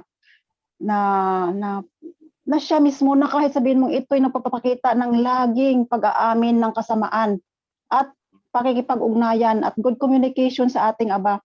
Kahit na alam niya o alam natin sa sarili natin na puno tayo ng dungis, pero hindi naging hadlang yun upang lumapit sa Aba. At napansin ko na nakipagtawaran pa, humihingi ng favor sa alahayam si Moses. Kaya sabihin mong, ito siya, puno siya ng dungis, pero Aba, pwede ba, bigyan mo pa ako ng chance. Parang andoon yung hindi siya nahihiya, na hindi tayo nahihiya na hindi naging hadlang yung kasalanan na yun, yung kasamaan na yun na upang lalo tayong lumapit sa kanya. Kasi parang napapansin ko dito, the more siya na nagkakaroon ng kasamaan, yung pag-amin niya sa sarili niya, ito yung naging way upang makipagtawaran siya doon sa ating alahayam. So kung ilalapat natin sa ating sarili sa pang-araw-araw na buhay, parang ganun din po yung nangyayari sa atin na the more tayo nagkakasala, the more tayo na nasa suliranin, the more tayo na nasa kahirapan, sa hirapan ng kalooban, na di ba napakasarap ng pakiramdam na bigat ka sa suliranin mo, kung ano man pinagdaanan mo, di ba the more ka na kumakapit, hindi ka bumibitaw kasi alam mo na every time na ilapit mo yun sa alahayam, yung mga bigat ng kalooban mo, yung mga hinanaing mo, ay alam mo napapagaan yung sarili mo kasi bakit nakikita ng alahayam na itong anak ko na ito kahit na ganito lang siya pero tingnan mo umiiyak siya sa akin niya ina-unload niya yung mga burden niya, yung mga sama ng loob niya, yung sakit na nararamdaman niya. Nakikita niya yun. So yun yung gusto niya sa atin na lagi tayong bakit sa iba man sa atin binibigyan tayo ng burden na ganun kasi bakit mas gusto niya na constant yung communication natin sa kanya na mapatagumpay man yung natamo mo sa araw-araw or nasa kahirapan man yung kalooban mo, doon tayo nagkakaroon kasi ng magandang komunikasyon sa kanya na nakipag-usapan tayo sa isip. Although hindi man natin na i-voice out yun sa halimbawa, may mga tao kasi na hindi naman na i-voice out sa iba kasi alam niyang instead na positive ang ibibigay doon, parang lalo siyang nadidrain. So, ang napakaganda na kahit nasa isang sulok ka lang, parang ito yung kahit sa isang sulok ka lang doon ka nag-iiyak, pero yung cry mo na yun, yung iyak mo na yun nga yung iyak ng puso mo pala para sa kanya. So kumbaga napakagandang way na constant communication ang gusto ng Aba sa atin, na kahit sabihin nga na kahit matigas ang ulo mo, na sinasabi niya kahit matigas ang ulo mo, basta nakikipag-usap ka sa akin mo ina-unload ang lahat mong mga suliranin, ay nakikinig siya at binibigay niya sa atin yung ating mga hinihiling sa kanya. Kasi bakit? Kung mapapansin natin, nakikipagtawaran ka dito, pwede ba? Sabi niya, pwede ba? Kahit matigas ang ulo namin, pwede ba? Gawin mo kaming iyong tagapagmana.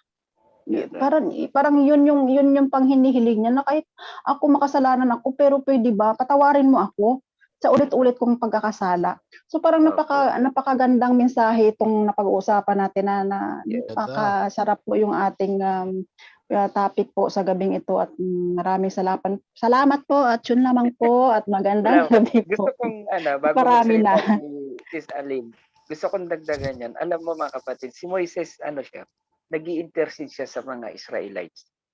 Ngayon, nais ko pong sabihin sa bawat isa sa atin, we are also intercessors. Not only for our family, to our dear friends, relatives, or sa ating kawan mismo. Tayo po yung gagamitin ng alahayam para i-intercede natin sila. What do you mean by intercession? It means you are standing in the gap. Ikaw ang tagapamagitan ng alahayam para sa kanila. Okay? Tama? At Sis Aline, meron ka pang siguro at least 2 minutes. Okay. Sis Aline? Sige, bilisan ko na. Kunti lang naman to eh. Ayaw kong magbayad eh. Ang sa akin naman, ang biglang pumasok sa akin nung binabasa ko the whole chapter, eto yung una, yung Exodus 34 verse 1. Okay. 'Di ba yung pagsabi ng alahayam na gawa ka ulit ng isang tapyas na bato. Yes. Ang pumasok po sa akin is parang ganito po, yung hinahalin tulad ko lang, yung una, ewan ko kung pumasok din sa isip ninyo ito. Sa una kasi na ginawang tablet ni Moses is parang naging curse, nasira, pinainom, 'di ba? Pinainom niya sa mga dahil sila yung naging makasalanan, abomination ng ginawa nila. So, yung bato na dinurog, pinainom sa kanila. Sa kapanahunan naman natin, parang nangyari rin eh. Yung 10 Commandments, parang sinira ni Paul, kung naaano ninyo. 'Di ba sa ating kapanahunan, halos wala nang nakamemorize sa atin ng 10 Commandments at walang sumusunod. Wala. So, yung the second, second table na pinagawa na naman niya, tablets kasi sa English eh. Dito pala na unang tablets na lumabas eh. Bago tong mga cellphone tablets na to eh. Ni-restore ni Moses upang sa ganon, 'di ba, yun yung bit-bit nila sa pagpasok ng Promised Land, 'di ba, yun yung dala-dala nila Joshua noon. Ganon din po tayo sa panahong ito. Parang yun yung nakikita ko, nag-click lamang na COHC nag-pledge to restore again. Para sa ganoon, magkaroon na naman tayo ng maibalik na naman yung law. In order for us to be a part of the kingdom. Yun lang po yung parang nag-blink sa utak ko habang binabasa ko nung mga lasing ko na po ito. Ito lang po, share ko. Wala na po akong utang. Wala po. Okay mga kapatid, salamat po. Sa lahat po. Alam ko po yung iba po ay alam ko baka mayroon din silang ginawang assignment. I mean to say is baka hindi lang sila prepare na magsalita. Ano lang naman po ito, mas maganda talaga na nakikipag-participate din po tayo sa mga ganito. Kasi gusto ko rin ninyong maunawaan sa inyo mismong sarili kung paano kayo pinakausap ng alahayam, hindi lang ako. Kasi pag ako, lahat ng blessing sa akin. Paano naman kayo? Di ba? So, kaya po ito pong mga sitwasyon na ito, mga kapatid, ay para sa ating lahat po ito. As you share what you have in your mind at ano yung ng alahayam sa inyo, siyempre, nagbibigay sa amin ng kalakasan. Okay? Wala problema kung parehas kayo ng verse. Iba naman yung revelation sa kanya. Iba yung revelation sa iyo, brother Bert. Now, ganito po, mga kapatid, agahan po natin sa susunod. Kasi ang bilis ng oras, parang iksi para sa akin ngayon. Kung dati naiinip tayo na ang haba naman ng oras natin, ang alas 12. Pero ngayon, ang iksi-iksi. Opo, napaka-iksi. Kaya kung pwede po, nag-umpisa kasi tayo kanina, almost 10:15 na yata. Wala pang alas, nagpatugtog na si Brother Teban, tawag nito, 45. So kung maaari po, balik natin yung dati kasi nakakapasok naman po tayo ng dati na mas maaga. So para po makapagsalita, maagagahan po kasi 1 na dito. Kaya nga po, natural lang po yun. Actually mga kapatid, gusto po sana 9:30, mag-umpisa na rin po tayo. Okay po ba? Habol na lang yung iba. Siguro Okay kahit lang mga po. 10, okay na siguro. Habol lang Sige, kami yung bago na mga lang natin. late. Habol na lang Habol po po hindi kami. nakakahabol, okay? Kasi ang parang ang bilis ng oras eh. Ilang ano lang. Grabe talaga. Oo. Pag nagsishare ka kasi ang bilis ng oras, mga kapatid. Okay, maraming salamat po mga kapatid at dito po nagtatapos ang ating tuloy-tuloy lang po yung ating assignment. Okay, huwag niyo po pababayaan ito. Lahat po na nag-participate ngayon, ang laki ng blessings nyo sa ating alahayam. Okay? Lahat po tayo. Okay? Be blessed.